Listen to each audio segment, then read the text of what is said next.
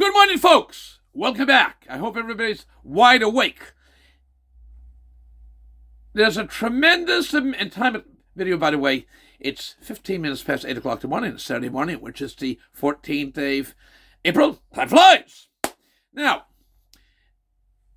everybody, pretty well, to a man, woman, almost girl, boy, is talking about the high price of liquid fuel, i.e. be it gasoline, diesel, you name it. Very simply put, prices are going higher. Understand?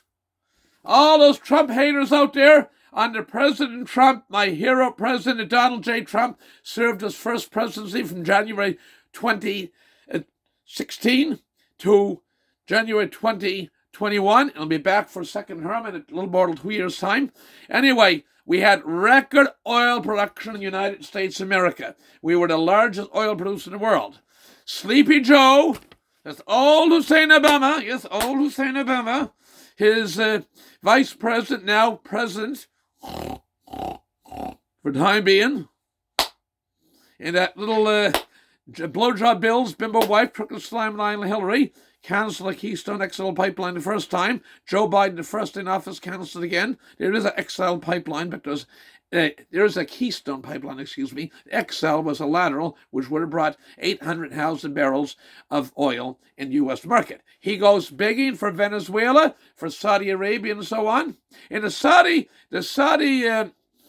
oil minister the other day made the comment, "I may be a dinosaur," is the witty comment he made. He said, but we're not increasing oil production. If you go start telling somebody, just mentioned the lobster fisherman last night, said, "No, you're terrible, you're animal abusers, you're cooking lobsters live, they have feelings too, you know." That's not my opinion, but that's and say you're not going to be able to fish lobsters in 10, 12, 15 years. We're going to have a ban on lobsters. Well, are they going to all of a sudden start increase the number of lobsters being caught to drive the price down? So this is where we're at. The price of oil's high and it's going higher. And we're in the world for the first time in history in 2022 is consuming more oil than it's producing. And it's supply and demand. Supply and demand. As simple as that. And we have a lot of wonderful new people come up in the world. There's 100 million citizens in Nigeria. There's 40 million wonderful citizens in Kenya, 60 million in Tanzania. There's almost 100 million people in Egypt. In northeast Africa, nation of Egypt, along the Nile River. There is, you go over to the Far East, you look to Indonesia, there's 200 million people. That's 500 million people right there. And they all want some standard of improved life. They want a refrigerator, they want a moped to get to point A to point B or whatever. So everywhere in the world, from India to Africa to tropical South America and all these Asian islands, big populations, their population's growing. The world is adding 1,100,000 people every week. So last Sunday morning to this Sunday morning, from last Sunday morning, Mother's Day to 8, now tomorrow morning will be Sunday morning, May 15th. There's 1,100,000 people more in the world. And you multiply that about 52 weeks, about 60 million, a year. Do that for a decade. 10 years flies by quick, folks. 600 million, do that for 3 decades. Well, you're looking at 1 3/4, almost 2 billion people. And so at Greenpeace, David Suzuki, Ecology Action Center, Tory Rushton, terrible Timothy, banning oil exploration on the Browns Bank. Justin Trudeau and wimpy governments not letting the Energy East pipeline go through Quebec, La Belle Province.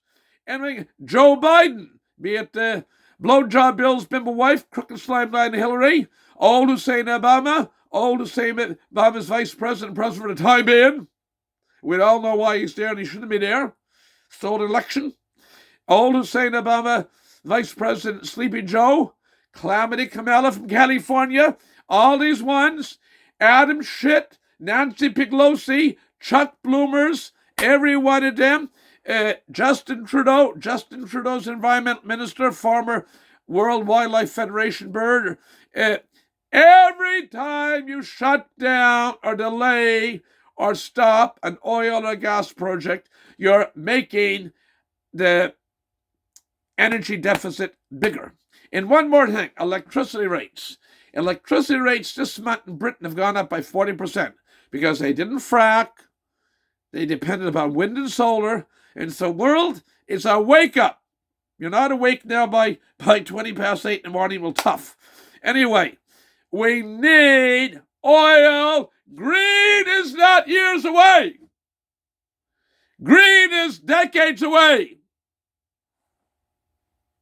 Decades away. We need oil. And all these tree hugger environmentalists, and it's a whole industry they got.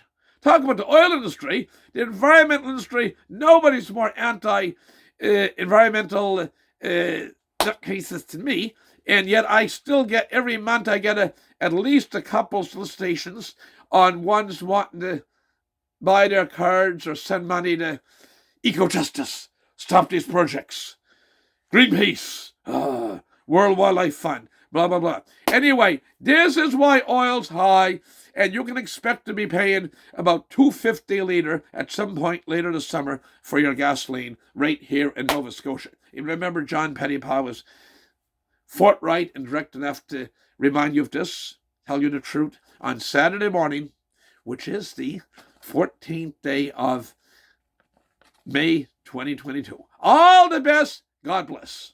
And I love oil. Thank you. Bye for now.